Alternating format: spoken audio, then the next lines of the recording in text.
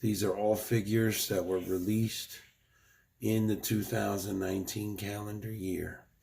So I'll go ahead and get started with number 10. And that is the Retro Card Episode 1, 20th Anniversary of the Phantom Menace Obi-Wan. I love the foil. I love it captures the essence of the original Kenner Episode 1 figs that came out in 1999. I remember buying those prior to the Phantom Menace hitting the theaters. I won this figure at the 2019 Kentucky Star Wars Collectors Club Fall Festival. There'll be a link in the description to that video. But yeah, this is my number 10th on the list. Number 9, Heimdall. And this Heimdall is from Endgame Wave 3. That's the Bro Thor wave. And although it's not perfect, I still like it. I still like it a lot. It's a great figure. The articulation is heavily limited by the hard plastic cape instead of doing soft goods. So that's something, you know, I still would love to have armored Heimdall, the look he had in the original Thor film.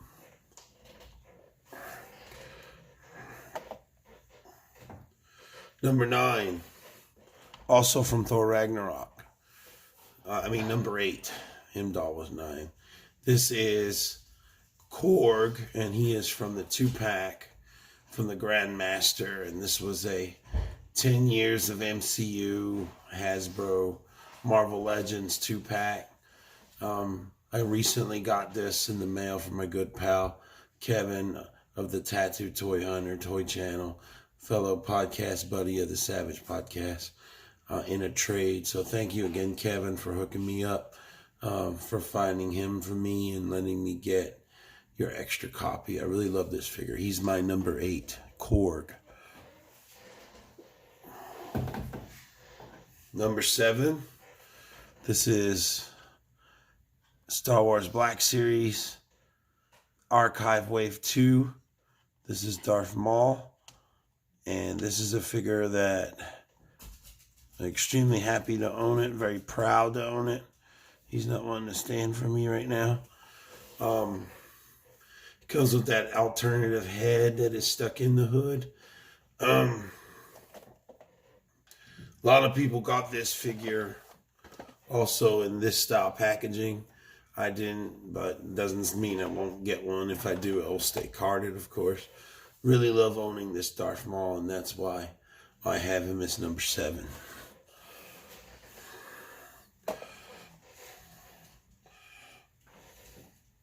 Number 6, another Black Series, another Archive Wave 2.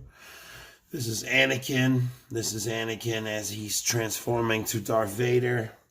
He's going down the dark path. This is his Revenge of the Sith look.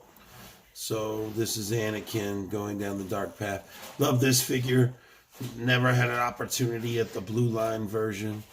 It sells for so much on the secondary market. The Archive Wave has really made being able to get the characters we all love and want in our collections without having to break the bank. So very, very happy to have this figure, and he's my number 6.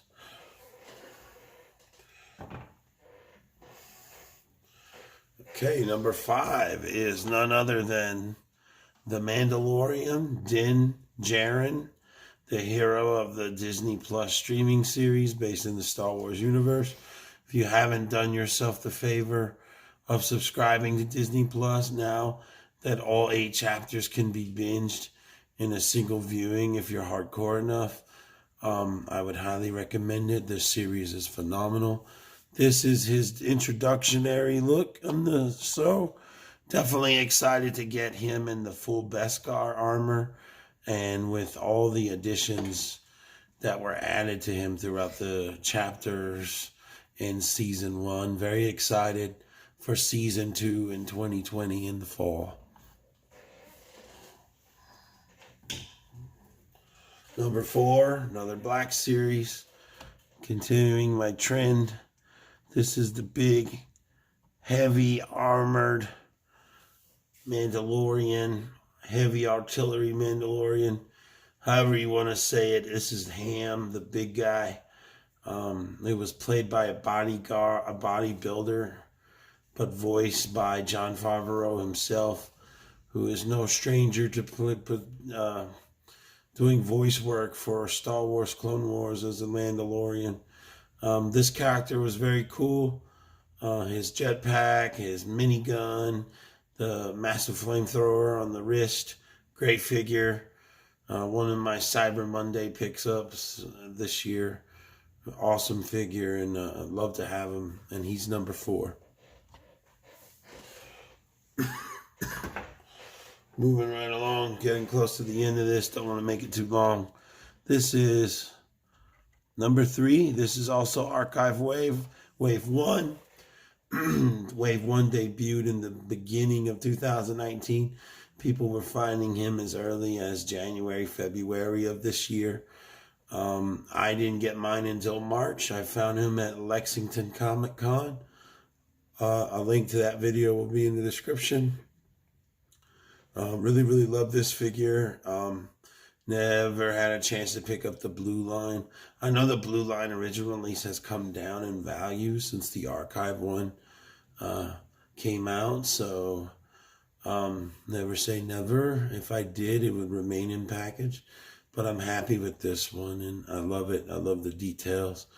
The Mandalorian show would not exist if not for the popularity of Boba Fett. And he's my number 3.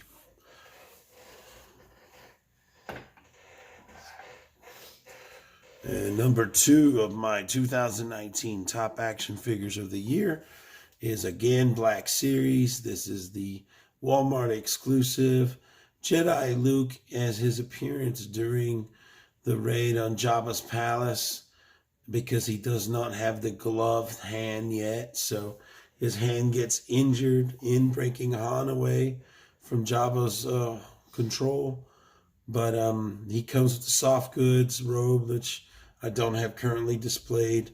I love this figure. I love the likeness to Mark Hamill. I'm a huge original trilogy nut. Return of the Jedi was actually the first Star Wars I saw in theaters. I was just a toddler, and my dad took me this summer of '83 when it debuted. I was just 3 myself. My little brother hadn't been born yet. This movie means a lot to me. This version of Luke is incredible, and I thought Hasbro did amazing on it. I would not have this figure if not for the generosity and the help of EJ, a plastic cannibal. So one big shout out to EJ. And this is number 9. And my number 1 figure 2019 is 80th anniversary Marvel Legends. This is Incredible Hulk. This is the one that comes in the more common 2-pack with the first appearance Wolverine. I got this from my local comic book action figure store, the Inner Geek, as shown right here. Inner Geek had 20% off. Picked this guy up below retail. Couldn't be more happy. Really, really wanted the carded one from SDCC. The value of that one on secondary market was just way too out of my price range. I stay in my lane. I like to collect $20 range figures. So this was a gift from my wife, and I love it. And it's my number 1 figure of 2019. Thank you guys for watching. Can't wait to see what we get in the next year. Sam and out.